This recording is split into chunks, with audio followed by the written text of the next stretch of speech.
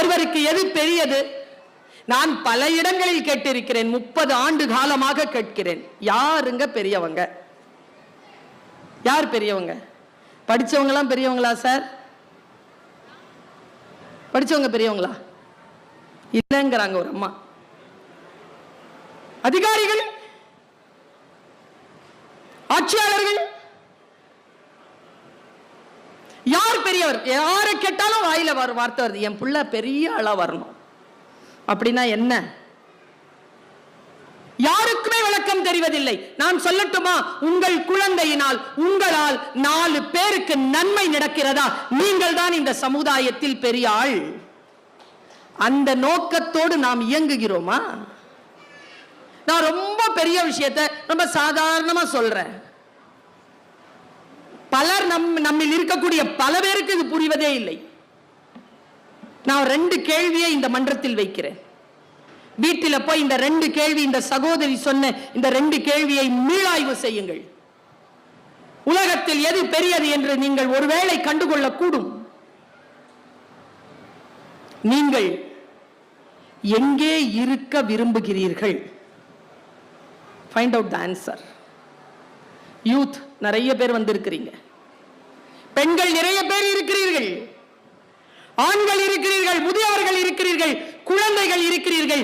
நீங்கள் எங்கே இருக்க விரும்புகிறீர்கள்? இதோ நான் இங்கே இருக்க விரும்புகிறேன், இதோ நான் இங்கே இருக்கிறேன், நான் இந்த மேடையில் நின்று பேச வேண்டும் என்று நினைக்கிறேன், இதோ நான் இங்கே இருக்கிறேன். நீங்கள் இந்த மேடையில் நின்று உட்கார்ந்து பேச்சை கவனிக்க வேண்டும் என்று நினைக்கிறீர்கள், நீங்கள் அங்கே இருக்கிறீர்கள். நீங்கள் எங்கே இருக்க வேண்டும் என்று விரும்புகிறீர்களோ அங்கே இருங்கள் என்கிறேன் நான். முதல் கேள்வி, நீங்கள் எங்கே இருக்க விரும்புகிறீர்கள்? இந்த தெளிவு நமக்கு வந்துவிட்டால் மிகப்பெரிய விஷயங்கள் நம் கையில் அகப்பட்டுவிடும். கையில் அகப்படும் விளக்கு என்கிறான் அறிவை பாரதி. நம் கையில் அகப்படும் விளக்கு எது? நான் 2வது கேள்வியை வைக்கிறேன். இன்றைக்கு புத்தாண்டு, இன்றைக்கு யோசித்துக் கொள்ளுங்கள்.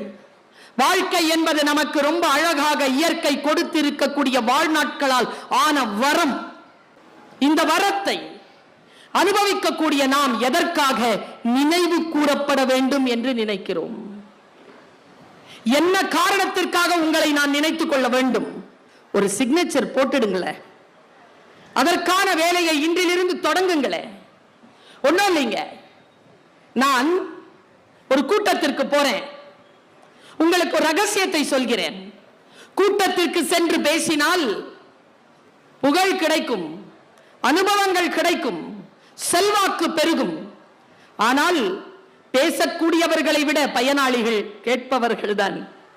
கேட்பவர்களுக்கு கிடைப்பது போல் அனுபவமும் அறிவு தேடலும் பேசுகின்றவர்களுக்கு கிடைத்து விடுவது இல்லை. கேட்கக்கூடிய வரம் பெற்றவர்கள்,